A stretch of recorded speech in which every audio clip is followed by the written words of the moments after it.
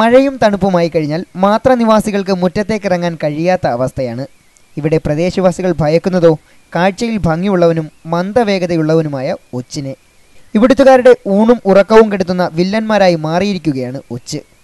പറമ്പിലും മുറ്റത്തും അടുക്കളയിലും മുറിയിലും മരത്തിലും എന്നു വേണ്ട എവിടെ തിരിഞ്ഞാലും ഒച്ചിൻ്റെ ശല്യമാണ്. ഒച്ചിൻ്റെ സ്രവം ദേഹത്ത് സ്പർശിച്ചാൽ ചൊറിച്ചിലും ഇതിൻ്റെ ദുർഗന്ധവും അസഹനീയമാണ്. മഞ്ചാടിയുടെ വലിപ്പം മുതൽ തേങ്ങയുടെ വരെ വലിപ്പമാണ് ഇവയ്ക്കുള്ളത്. കഴിഞ്ഞ വർഷവും ഇതേ സമയത്ത് ഇതിൻ്റെ ശല്യം ഉണ്ടായതായാണ് നാട്ടുകാർ പറയുന്നത്.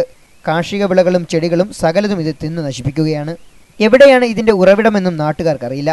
പണ്ടെങ്ങോ സമീപവാസിയുടെ വീട് നിർമ്മാണത്തിനായി ഇറക്കിയ മണലിൽ നിന്നാണ് ഇവ ഇവിടേക്ക് എത്തിയതെന്ന് പറയപ്പെടുന്നു. കോന്നി ഭാഗങ്ങളിലാണ് ഇവയുടെ ശല്യം കൂടുതലായുള്ളത്. ഇപ്പോൾ മാത്രയിലും. പഞ്ചായത്ത് അധികൃതരോട് നാട്ടുകാർ പരാതിപ്പെട്ടിട്ടുണ്ടെങ്കിലും ഫലമുണ്ടായിട്ടില്ല. ഒച്ചിന്റെ ശല്യം ഭയങ്കര ശല്യമാണ്. വീട്ടുകളിൽ ആഹാരം കഴിക്കാനോ അതിന്റെ ഈ ഒച്ച് കാരണം ഭയങ്കര മണവും വാടയും പിന്നെ കൃഷിനാശങ്ങളും കിണറ്റിൽ വരെ ആണ് ഇത് ഇറങ്ങുന്നത്. ഭയങ്കര ശല്യങ്ങളാണ്. ഇവിടെ രോഗങ്ങൾ ഹെൽത്ത് പലർക്കും ഇതിനെ പറ്റിയ അസുഖങ്ങളൊക്കെ ഉണ്ട്. മുറ്റത്ത് സന്ധ്യ കഴിഞ്ഞാൽ പിന്നെ മുറ്റത്ത് ഇറങ്ങാനേ ഒക്കത്തില്ല.